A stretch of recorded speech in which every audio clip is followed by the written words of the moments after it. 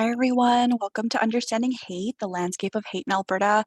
We're going to get started in a few minutes here. Just want to make sure everybody's audio works and everybody kind of has everything they need before we get started.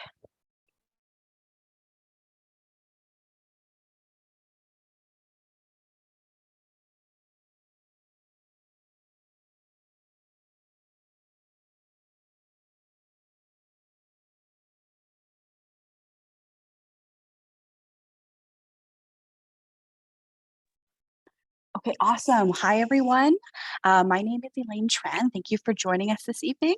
I use she, her pronouns, and I am the current VP Student Life at the Students Association of MacEwan University, better known as SAMU, and I'll also be the moderator for this evening's event. So in case you missed it, this year, Understanding Hate is actually hosted in partnership with SAMU's Anti-Racism Week, offering a collection of events, resources, and community contacts to help individuals, especially students, expand their anti-racist education. So if you're wanting to learn more about Anti-Racism Week and also to check out the full schedule, check out our website. I believe the link will be shared shortly. And then also at tonight's event, we'll offer closed captioning, but let us know if there are any issues at all. So before I introduce the speakers, we'll just begin the event with a land acknowledgement. So we would like to acknowledge that this event of the Students Association of MacEwan University is taking place on the traditional territories of the people of the Treaty 6 region in central Alberta.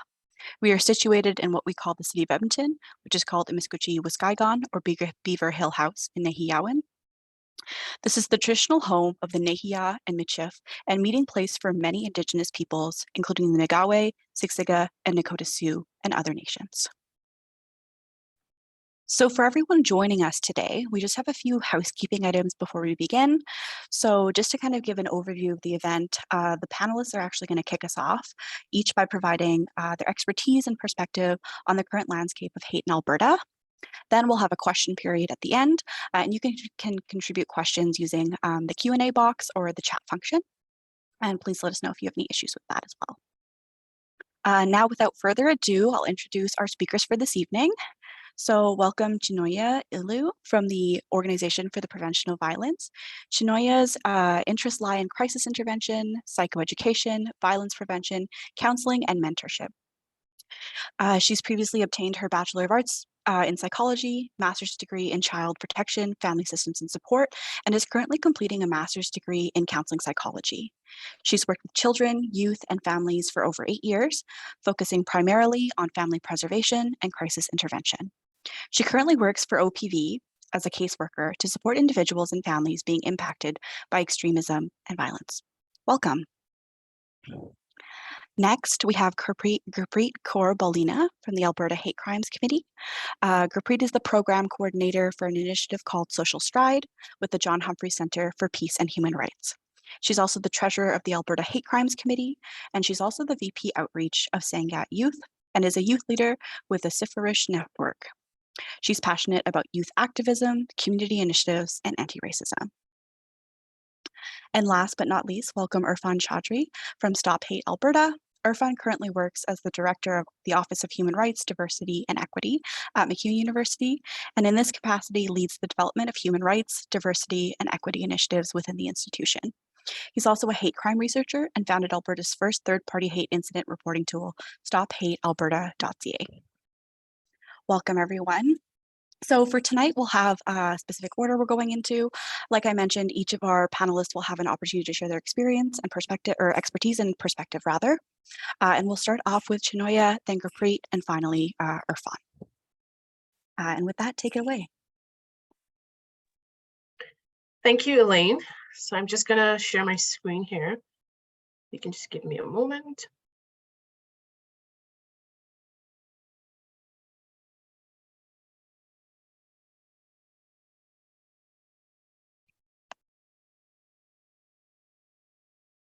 Okay, can everybody see that? Elaine, does that look good? Okay.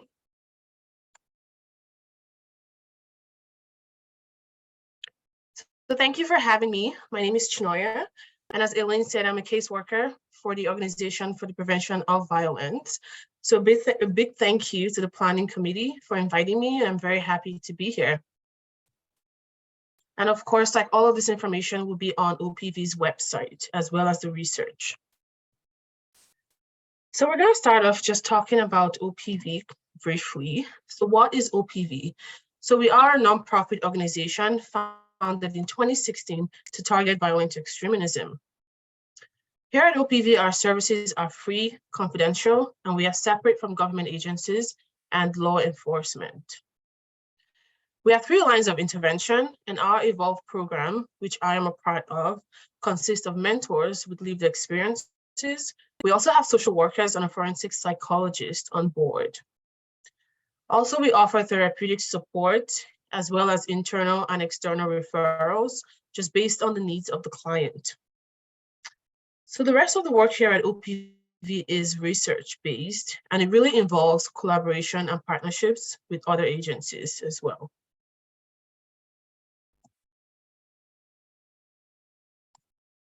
Okay, so our Evolve program, just really speaking about our practice framework, our program utilizes a multidisciplinary approach in really offering specialized therapeutic support to each client. And our framework practice really has these core elements. It's relationship-based, trauma-informed, and strengths or resilience focused. Relationship-based in that we really prioritize safety and strengthen family connections. We also engage clients from a trauma-informed lens and really work to identify strengths. So really briefly here, who are the service recipients? So our clients range from individuals who are currently engaged in extremist beliefs to those who have left or are leaving, friends and families of these individuals, and those who have been impacted by hate crimes, as we're going to see.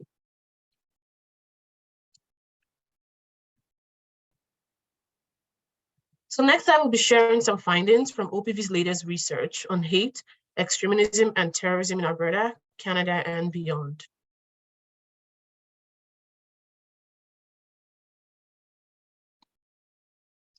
So we know that conspiracy theories contribute to extremism and hate-motivated ideologies. An example that we see right now is a conspiracy that links COVID virus to the 5G telecommunications. Since OPV's latest research, we have seen an increase in violent acts really stemming from conspiracy theories, most especially since the onset of COVID, and of course, the 2020 US presidential elections.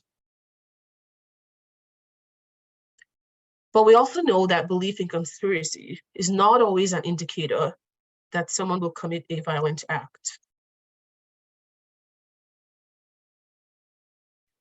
So next, in really talking about hate crimes and incidents, from OPV's research, we've also seen a steady increase in hate crimes really targeted towards specific ethnic and religious groups or individuals of certain sexual orientations. Between 2019 and 2020, there was an 80% increase in race-related hate crimes, which is almost double from what we previously saw. There has also been an increase in hate crimes against the Asian community since the onset of COVID, unfortunately. So more specifically in Edmonton, Alberta, we have also seen a unique trend of hate-motivated attacks, mostly against Black Muslim women. And of course, for crimes against religious groups, we see about a 10% increase. And for crimes against sexual orientation, we've seen an 82% increase, which is also a huge jump.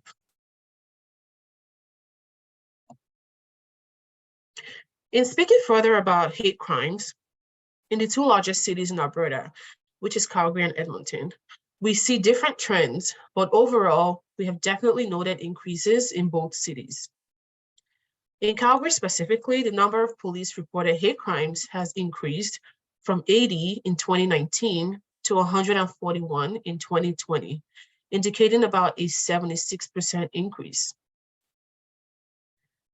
In Edmonton, Alberta, from 2016 to 2020, police reported hate crimes in Edmonton has increased by about 58%. And of course, some of which are targeted towards the LGBTQ+ community.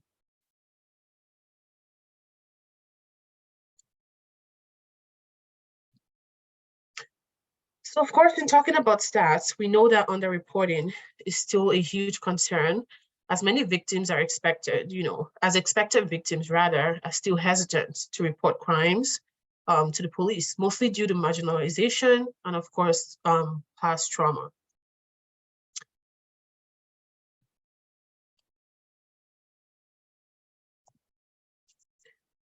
Okay, so finally here, we're going to talk about ideologically motivated violent extremism, short form for IMVE, as I will refer to it. So we're seeing a lot of extremists now pick from different ideologies to basically form their own belief system. So this in quotes salad bar extremism, as described by OPV researchers, is now present in Canada. So whereas previously we saw many distinct ideologies. And of course, the landscape, as we know, continues to shift from group-based tactics now to lone actor and small cell activity. So we also know that there's no single profile or clear-cut pathway towards terrorism. But we do know there are several contributing factors, as we're going to see next. I'll just leave that up for a moment here.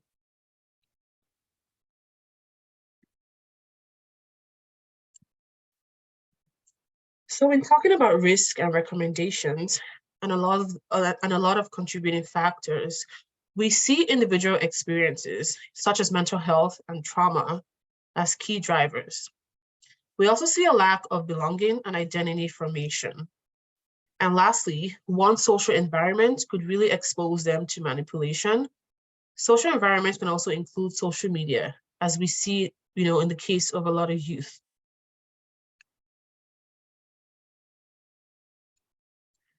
So from my perspective as a caseworker, working with the IMV population, so trust and empathetic understanding really serve as foundational necessities for a positive working relationship. Also being cautious not to project our own judgments onto these individuals, which in turn helps to create a sense of safety. And finally, for today's presentation, we found that offering psychoeducation, specifically relating to digital and media literacy, has proven to be highly beneficial.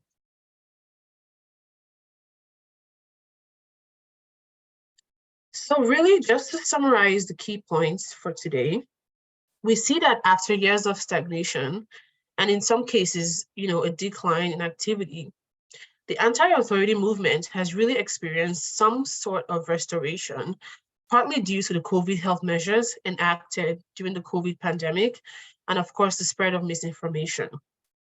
And again, we see the salad bar extremism, in quote, on the rise, as a lot of extremists now really pick and choose from different ideologies to really form their own belief systems. And lastly, we know that the contributing factors, of course, are one's sense of self, social environment, and of course, trauma and the mental health piece. Thank you. I will hand it over to Elaine and gladly take questions in the chat. Awesome. Thank you, Chinonya, for sharing your presentation and your expertise with us this evening. I'll pass it over to Gurpreet now from the Alberta Hate Crimes Committee. Take it away, Gurpreet.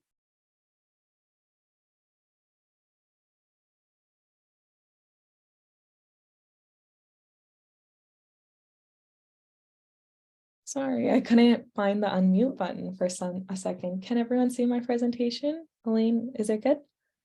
Perfect, thank you. Well, it's nice to meet everyone, whether it's virtually, even though I can't see your faces. I'm sure that you're all smiling. So my name is Gurpreet Corvalina. I'm from the Alberta Hate Crimes Committee, and I'm here to talk about hate crimes and hate incidents in Alberta.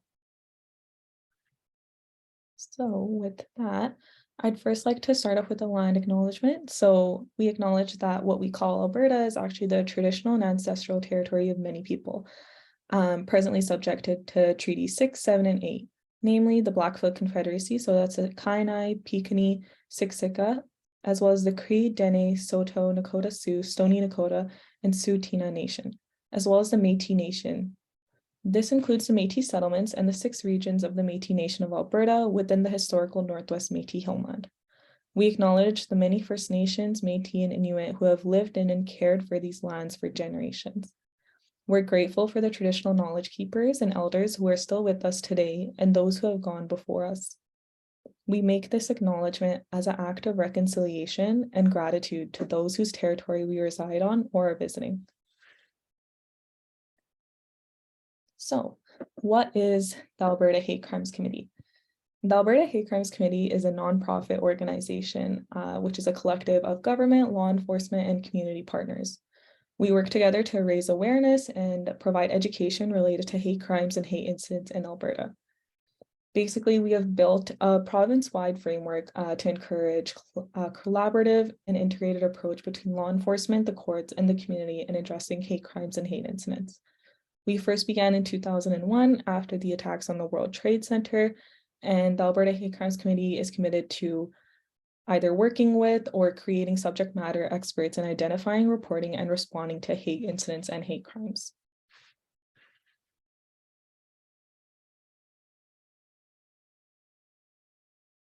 So why hate?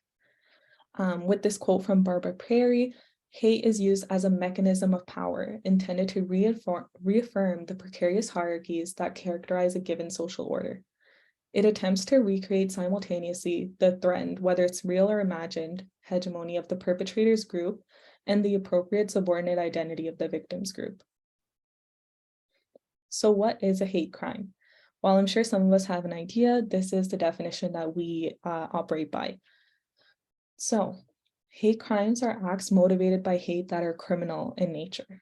So these can range, but are not limited to general mischief. So that's mischief related to whether it's property that's used primarily for worship or by an identifiable group, public incitement of hatred, advocating genocide, uttering threats, common assault, assault with a weapon or causing bodily harm or aggravated assault, as well as criminal harassment and other violent or non-violent offenses. So if we look at stats here, I hope that you don't get tired of stats because this is a kind of stats presentation. So according to Stats Canada, and just a caveat for these stats that I'm bringing up, these are police reported hate crimes. So if there are inconsistencies in the hate crimes that you witness in your day-to-day life, just FYI that these are police reported, so communities that do not feel comfortable reporting these to the police or that go through an increased rate of hate crimes, they may not feel up to, or they may feel triggered reporting these to the police. So that is just a FYI. But police reported hate crimes increased 72% between 2019 and 2021 across Canada.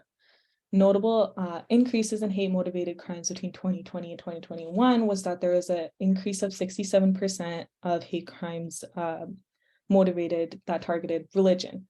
So that was primarily religions such as Islam, Judaism, and Christianity. There was also a 64% increase for hate crimes targeting someone's sexual orientation. And then a 6% increase for hate crimes targeting one's race or ethnicity.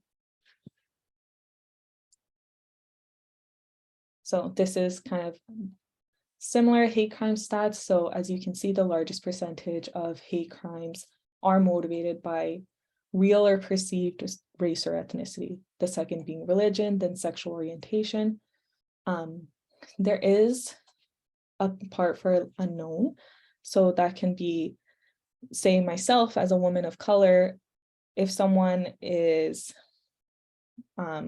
if someone had committed a hate crime against me, I'm not sure that I would be able to specify like which category of my identity someone was committing a hate crime against, whether it's the fact that I'm a woman or a woman of color, or they assumed that I was a specific religion. So we do like to add the caveat as well that it's real or perceived identity. So as well, these are the types of crimes that have been committed when someone says that a hate crime has occurred. So as you can see, the largest percentage here is mischief. So mischief also includes in relation to religious property, assault, harassment, as well as criminal harassment and harassing communications as well. And so with this, if you look at the trend across the country, Alberta does reflect a similar trend to the general Canadian trend, but there are provinces that exhibit higher rates. So for example, one is Ontario, but you can also see British Columbia had a particularly large uptick in police reported hate crimes as well in the year of 2020. And these are some examples of hate crimes that have happened in Alberta within the past couple of years. So on the left right here, we have the Beit al-Hadi mosque that was vandalized with a swastika in East Edmonton in June of 2021, a few days after a violent attack left 4 Muslim family members dead in London, Ontario. And on the right, this was a Royal Oak home in Calgary, Alberta, that was tagged with what police say is a hate-motivated act of graffiti. So someone had sprayed KKK and the word rat on the side of someone's garage here. Another example of hate crimes, this one in particular, 2 men on the left, 2 men assaulted a same-sex couple in Calgary in the year of 2020. The same-sex couple was just walking down the road towards an intersection when the physical and verbal altercation took place. This one on the right just occurred, I think a couple months ago, not even. So this was in Parkland, Alberta, where a severed pig's head was left on a pride crosswalk in front of a school. And this one as well, 2 young men assaulted an unhoused man in Calgary in the year of 2022. They have been charged with aggravated assault. And one thing that I wanted to mention with this example is that hate also includes class, whether that's real or perceived as well. So people who are part of the unhoused population can also be subject to these as well.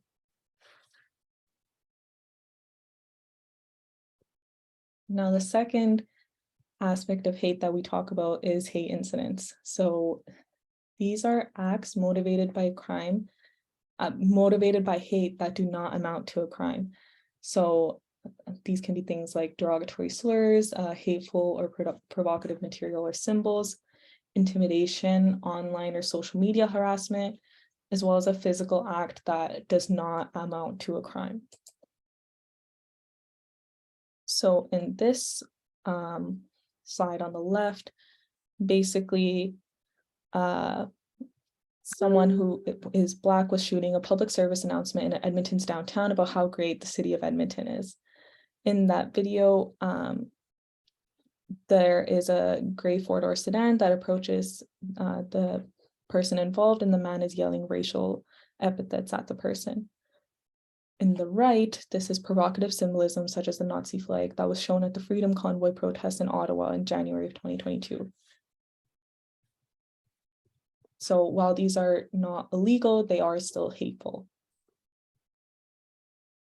So one of the main efforts that the Alberta Hate Crimes Committee has done, it was a standalone project called the Stop Hate AB website, which Irfan will talk about later.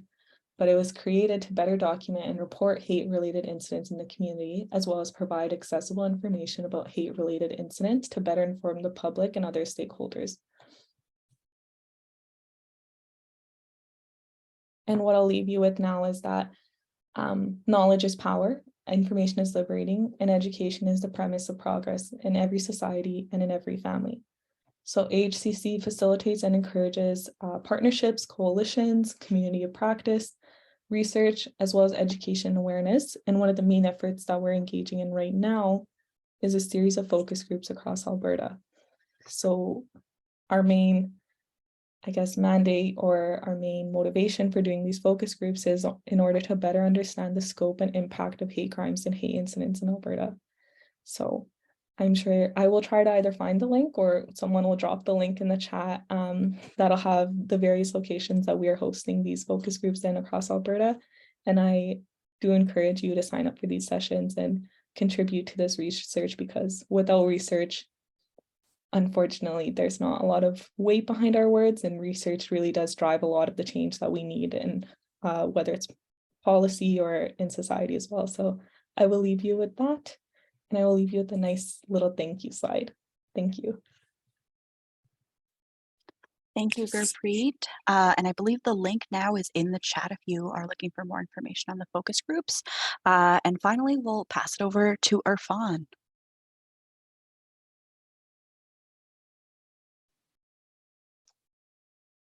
All right, thanks so much, Elaine, and for everyone for joining us today. So one of the things I'm really grateful to hear from some of our participants is just the different work that's been going on over the last number of years in the province around kind of trying to counter hate, bias, discrimination, and even violent extremism. What I wanted to focus on was kind of getting a good sense of the intersections on the two. I know we've talked a lot about hate crimes and hate incidents, and I think one key piece to make sure we're all on the same page on is the difference between the two.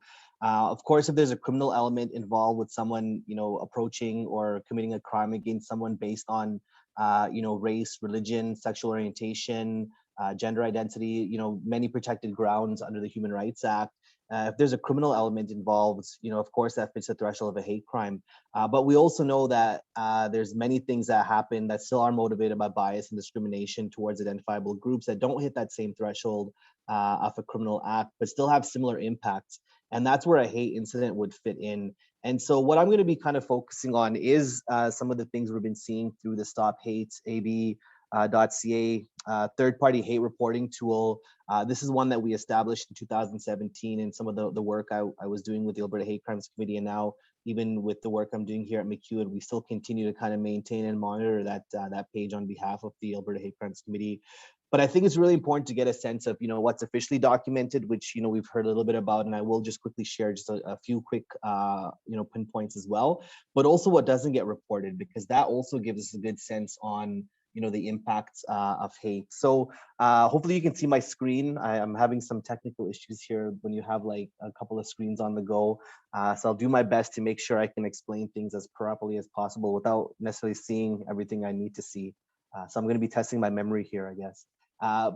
But one of the things I wanted to kind of highlight, the full report from Stats Canada regarding the most recent data from 2021, a portion of it's been released, which Gurpreet went through, and then the fuller version I think is going to be available early in the new year.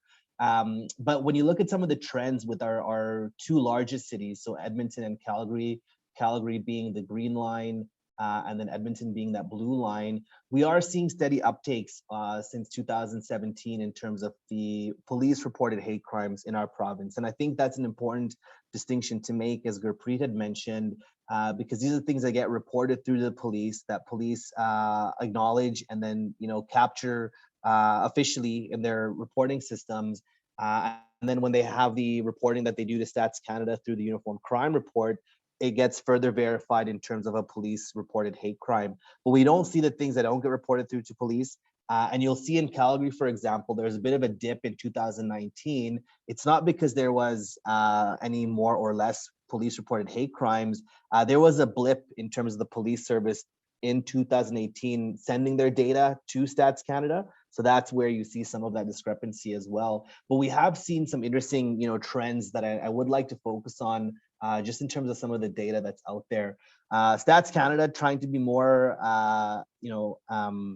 appealing to the broader audience is now creating infographics, which I love. It's a really easy and useful way to share some of the data insights for those of us that really enjoy diving into a spreadsheet. That options there, but there's also some imagery that they use in terms of infographics as it relates to the data. So you'll see over the last, since 2009 is when Stats Canada officially started collecting hate crime data.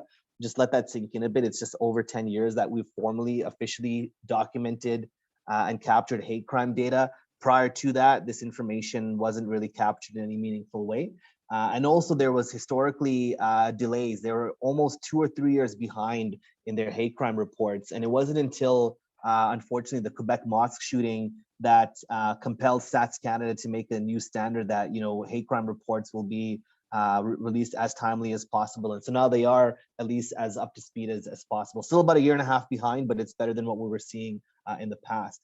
So one of the slides that was shared earlier, you do see the numbers for 2021, police reported hate crimes for 2021, just a little bit over 3,300. When you look at it from the 2009 to 2021 aspect, that's the highest we've seen ever. The last time we had a high amount was the previous year. And so I always get the question in terms of, are there more hate crimes, or are they just being reported more? And I think we're in a space right now, and COVID highlighted that, where it's a combination of the above. Over the last number of years, police services have done a better job and have raised better awareness in terms of even intaking reports through that hate crimes perspective. So I think when you have that higher level of awareness, you are going to see increases. But we also don't want to be naive to not think that we're seeing more and more of these kind of come across, especially with social media and all of us, having the ability to capture things on our phones and share images and videos, and just go on to Twitter since the last couple of weeks with a new owner, and really interesting studies come out. And so even how hate speech has, further increased since, the changeover in ownership. And so we do see these types of impacts happening, sometimes in the criminal element, other times that doesn't hit that threshold of a crime, but still has similar impacts as well. So race and or ethnicity, even though they tend to be compiled into the two in the Stats Canada data, still very, very distinct identity markers, but that tends to be still the most common motivating factor of victims of hate crime. Main reason being is visibility. If you don't like someone based on someone's skin color, it's very, very easy to target that person if you see them out in a public space, for you to be able to conduct yourself in a hateful way. You also do see, when we talk about some of the types of crimes that occur across the country, you do see sexual orientation also having, some decreases from last year, but I think we're going to see some increases in the new year. But race tends to be the most common motivating factor across the country. What I'm going to be diving into, because this is, part of SAMU's Anti-Racism Week, is focusing on race-based hate within the province of Alberta specifically, to give us a picture of what we're seeing. One of the reasons why we wanted to host this type of event, this is the third or fourth year we're doing the Understanding Hate Speaker series, but this year we wanted to get really, really hyper local. The reason being, I've been very, very fortunate in some of the work that I've done, and the awareness that it's received. I've received some really incredible emails from individuals who, whether working for a nonprofit or just receive some grant funding, or they're part of a municipal or provincial government, and now they have hate crime as part of their portfolio, not necessarily knowing where to start or where to get valuable or timely data or information from. And so as I got more and more of those requests and questions, I thought, this might be a good starting point to host something like this, to give us a shared understanding of the landscape of hate in Alberta. And so that's what I'll be focusing on for the rest of my presentation here. And then we'll turn it over to any questions. And like Sunny had mentioned in the chat screen, if you have any questions, feel free to use the Q&A function, or you can use the chat screen, but only the hosts and panelists will be able to see them, but we'll make sure to answer them. So diving into the most recent report that came out last year, there were, as we saw, about just shy of 2,600 police reported hate crimes. Largest increase since 2009, but as I mentioned, the new largest increase is what we'll see for the 2021 numbers. What this means for Alberta is we saw 84 more police reported hate crimes than the previous year. When looking at police reported hate crimes by census metro area, Calgary had a noticeable increase, and of course Edmonton also, and that's mainly because we're the main urban centers, but also because I think when things get classified or reported through, our police services are equipped to at least intake them from that lens. Some of the ways that actually gets inputted when the police report's filed, if there's real or perceived hate motivation, there's actually a checkbox that can be filled out by the officer that's attending, and that gets flagged directly to the respective hate crime unit to look at. From a rural perspective, because the RCMP is still kind of the main police service for those rural areas, apart from some of the other centers like Lethbridge and Medicine Hat, I want to say. I'm not sure if they have that same layer of ability to flag it as such. And when you have smaller detachments, that awareness might not be there, which does make it somewhat of a challenge for some of our rural areas. And that's some of the trends we've been noticing in terms of even when trying to provide information about how to support, victims of hate. Some of our urban centers have more access to resources, but some of our rural areas, it's very, very challenging for them to be able to provide that level of support.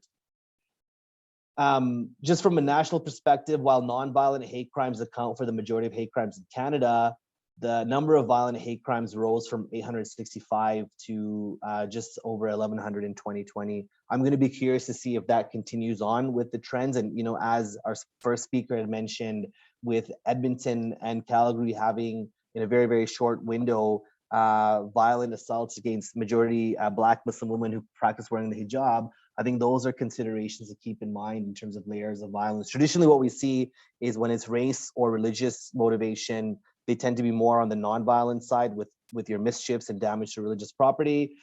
Where the violent motivations tend to kick in more is gender identity and sexual orientation specifically. So those are some trends that I think will be really important to monitor in terms of layers of violence and escalation of violence. Like we mentioned, race, the most common factor. I'm going to focus more on kind of the Alberta numbers. We know COVID has highlighted the embedded racial discrimination we have in our country. Unfortunately, if you look at the pandemic and various stages of the pandemic, no racialized group was left untouched in terms of kind of negative kind of offline and online forms of violence in Canada from a Canadian context. And so I think that's also something really important to keep in mind, because we sometimes like to delude ourselves into saying these things don't happen in our country because we have wonderful things like the Multiculturalism Act, for example, or other considerations. But we still have this underbelly in our society that social media has made more prevalent. Like Gurpreet was talking about, one of the ways that we are trying to get a sense of what's happening, both with officially police reported data, so race being the most common motivating factor, with the numbers, when you look at it from racialized backgrounds, the Black community had the highest increase since 2009. That made up for almost 1/4 of police reported hate crimes in Canada, where Ontario, BC, and Alberta accounted for the largest increases in hate crimes against the Black community. Those are really important numbers to keep in mind, because it highlights, again, that embedded layers of not just racial discrimination and racial bias, but anti-Black racism that still continues and permeates within our societies. I talked about race being a common, the most common motivating factor because of visibility. And when you have, skin color that is inviting negative attention for some of those hate mongers, that's where you kind of have to be mindful of, it's just not isolated incidences. We have to look at this from those pattern and systemic perspectives. So even though we get information from official reporting channels, we do know hate crimes are underreported.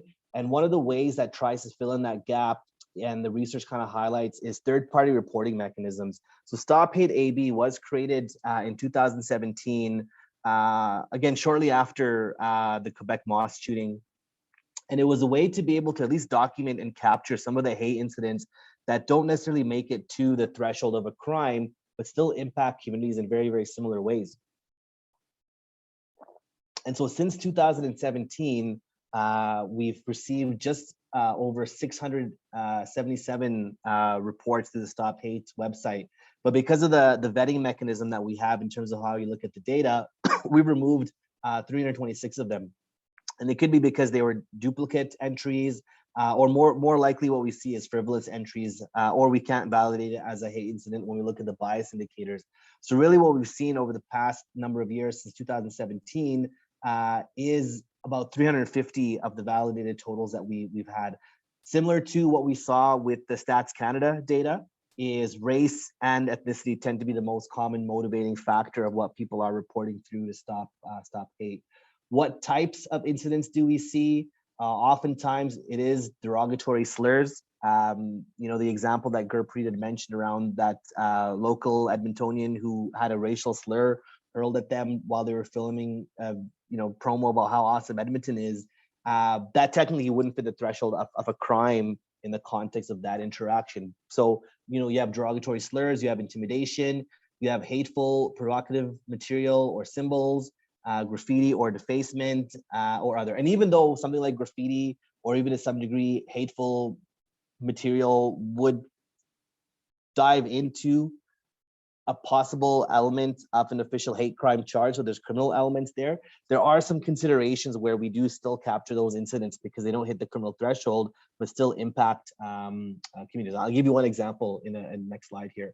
Where we see the most common spaces for these types of incidents is, a combination of online, no surprisingly, and also public streets. And I think that's something really important to keep in mind, because when we see different initiatives from both the provincial and federal government that provide added layers of security funding for places of worship and community groups through their security infrastructure program that allows community and faith-based organizations to apply for money related to, getting fences or security cameras or hiring security guards, is all important, but it doesn't get to the root cause. And when you look at the data, our religious institutions, even though it has a broader impact if something happens there, our religious institutions oftentimes aren't the most common target for these types of crimes and incidents. We see it happening on public streets. That's where you see, whether it's Edmonton or Calgary, recent additions to their harassment bylaw to include racial harassment as well as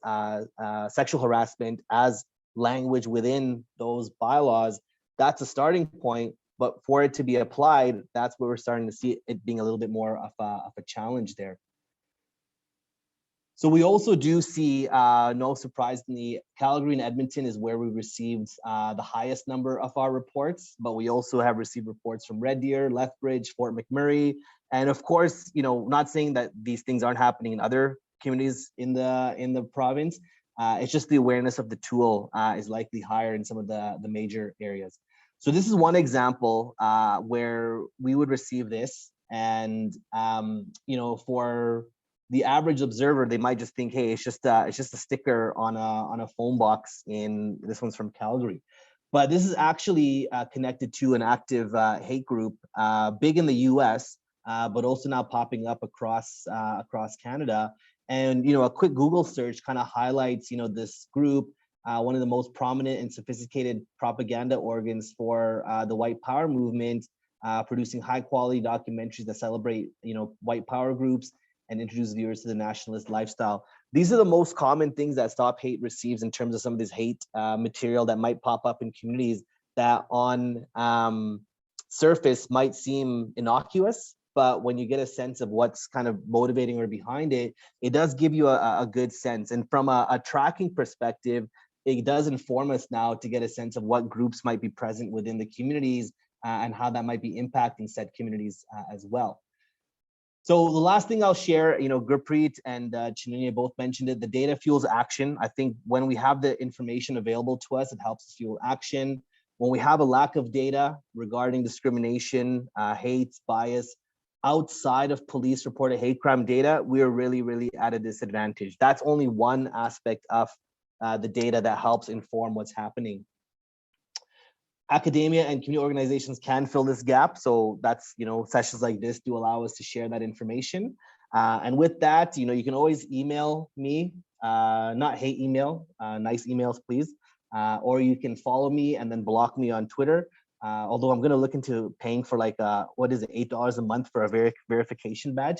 Otherwise, I'm going to turn it back over to Elaine to take us through the next portion. But thanks everyone for their attention today. Awesome. Thank you, Irfan, for that presentation. And thank you to actually all of our panelists for sharing your expertise and your presentations and your time with us today. Now we're going to move into the Q&A portion of the evening. So make sure to pop your questions in the chat function if you have any other ones. But we have a few here. So we'll start off with the first one that I see. So one of the questions, and I'll pose this to all panelists, feel free to answer it as you please. I understand the problems you are posing. What are the solutions? What are the strategies? How do we combat this? And maybe I'll pass it to Chinunya. Sorry, Elaine, can you repeat the question, please?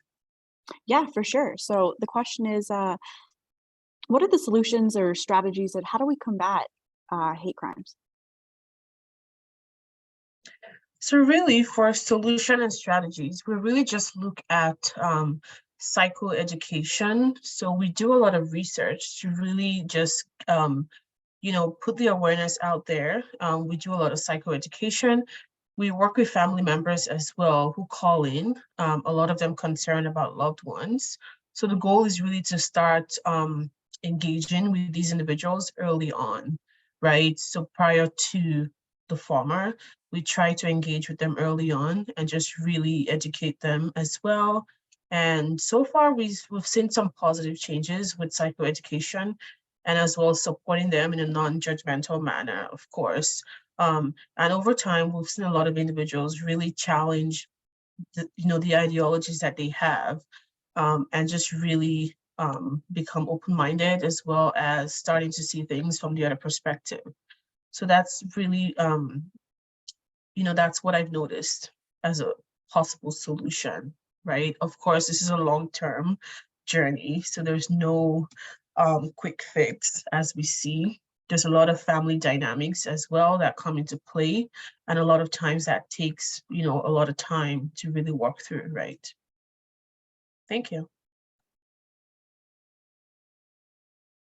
Yeah, thank you for sharing your perspective on that. Gurpreet or Fawn, do you have anything to add? Yeah, I mean, what you mentioned was pretty much everything that I was going to add as well. I think that education is one of the best things that we can do at this point, because as I mentioned in my presentation, hate, racism, discrimination, they all come from that power, that view of what one group thinks about power, and it's also a lack of empathy as well. So what we see is that if you have that lack of empathy and you cannot empathize with another group, but then you also have this perceived power struggle that you are looking to achieve, that's when we see that discrimination happen. So if it comes up to education, that's one thing. But another thing that HCC really wants to focus on doing is capacity building and building bridges throughout Edmonton and Alberta. There's a lot of organizations out there that are doing the most amazing work that you could possibly think of, but if we're all working in silos, or if we're all not really facing the facts of what hate and discrimination is, if we're getting wrapped up in the politics, or if we're getting wrapped up in any misinformation or anything like that, then we're not really achieving what we're meant to do. There is no politics when we're talking about racism. Racism is racism. It's just a matter of whether you see it and whether you don't. So that's what I will say for HCC, but I'm sure that Irfan has something to add as well. Yeah, no, the only thing I'll add, I think it's really important, right? We're seeing right now, a lot of misinformation out there, whether it's around the vaccine or whether it's around health considerations or whether it's around, different fallacies that are out there. And I think right now being informed is critical.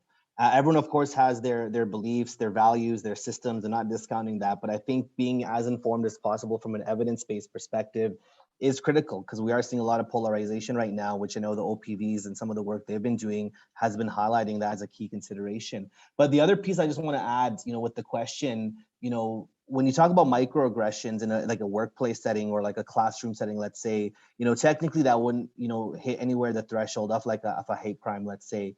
But I think when you want to look at some of the information or the data, when you see like workplace complaints based on racial bias, so, the Human Rights Commission at a federal level or various provincial human rights commissions, they post their decisions on all cases that go through to tribunal. And anyone that's familiar with the CanLE database, where all the legal dispositions end up, you can filter through, recent decisions from various human rights tribunals that really highlight where you see some of these race-based biases that don't hit the threshold of a crime at all, but still are impacting within the workplace. I did a really interesting review for a local lawyer here that was trying to highlight, the racial microaggressions that were occurring in a predominantly white organization towards a racialized newcomer in the workplace. And when you really start to look at it, and again, a systemic pattern, not just isolated incidents, it is very valuable to have that information. So it wouldn't be showing up in the Stats Canada hate crime data,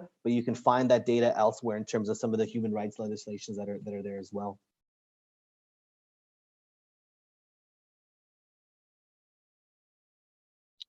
Okay, awesome. Thank you for sharing your fun. We'll move on to Sorry, the Elaine. next. I just wanted to add just to what a friend said. So like OPV, one thing I forgot to mention. So OPV does a lot of work in terms of mentorship. So we have a former former group.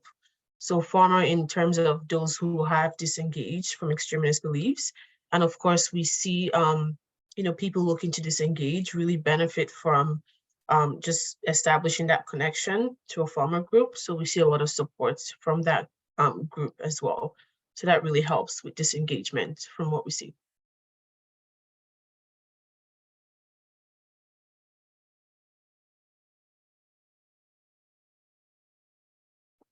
Thank you for sharing, Chinoya. And we'll take one more question. And so the last question we have is, what advice do you have for our audience to help them in countering hate, bias, and discrimination? And anybody can answer this question. Feel free to take it away.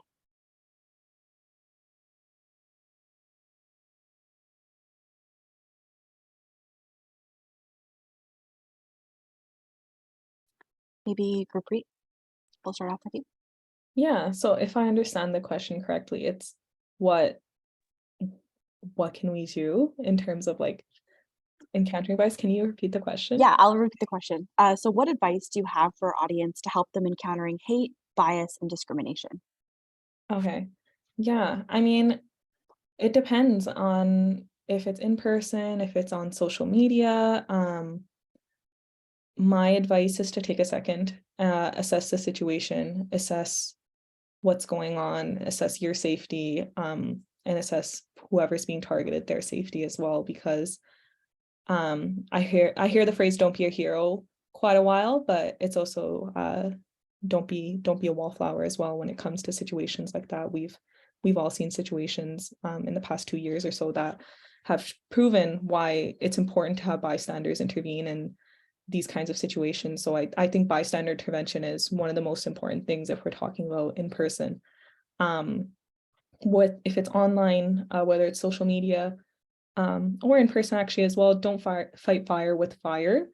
Understanding what that person wants is really, really important. A lot of times people post things on social media almost as like a dog whistle. They want that reaction to come. They want you to be hurt. They want you to be triggered. They want you to respond and fan the flames. So understanding what's happening, what my organization, not only the Alberta Hate Crimes Committee, but Social Stride as well, we operate on educate, advocate, and support. So with those three, I feel like we have a pretty good method of countering that. But if anyone ever has any situations that they feel uncomfortable in or don't know how to address, I would recommend reaching out to any of the organizations that are on this panel, because I'm sure that we'll be able to help in some way, one or the other.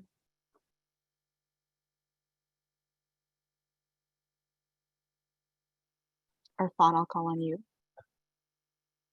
Yeah, just sessions like these and others that help kind of just raise the awareness and counter any kind of misinformation or disinformation that's out there, I think is critical. I mean, at the end of the day, we have to be realistic to know what's happening in our communities and how we want to counter them. And I think, what we've learned over the course of the pandemic, this is real. These are things that are impacting people on a daily basis. And I think we can't be naive to try to again, we need to be as informed as possible. And that's why we host sessions like these, understanding hate every year. We have these different types of awareness initiatives so we can be informed. So that's kind of my main default, education as a response to how we can just kind of do better. But we'll turn it over to Chinoya as well. Yeah, thank you, Efren. So I guess I'm just going to add, just speaking from my perspective, and of course, if this is a family member, just using that as an example. So what we want to do is really listen to this person and try to engage and empower them, right? Which could be done through like education, for example. And of course, the language really matters. And just doing this in a non-judgmental manner as well is really beneficial. So just trying not to break the lines of communication. So keep that flowing as well, and keep the relationship just in a positive state, just so the lines of communication stays open. In terms of young people or youth, it's really good to really listen to what they're saying, ask leading questions as well, and also just keeping those lines of communication open so they're able to come to you, right? Should they have more questions or should they need support? But yeah, in terms of working with family members, we really want to engage and empower as well. Awesome. Thank you so much, Shinonia. And that concludes our event, everyone. If you only joined us for a portion of the event tonight, we've actually recorded the entire thing and we'll send it out to all the registrants. Thank you so much to our panelists for sharing your perspectives and your time with us this evening. And thank you everyone for tuning in tonight. Until next time, bye.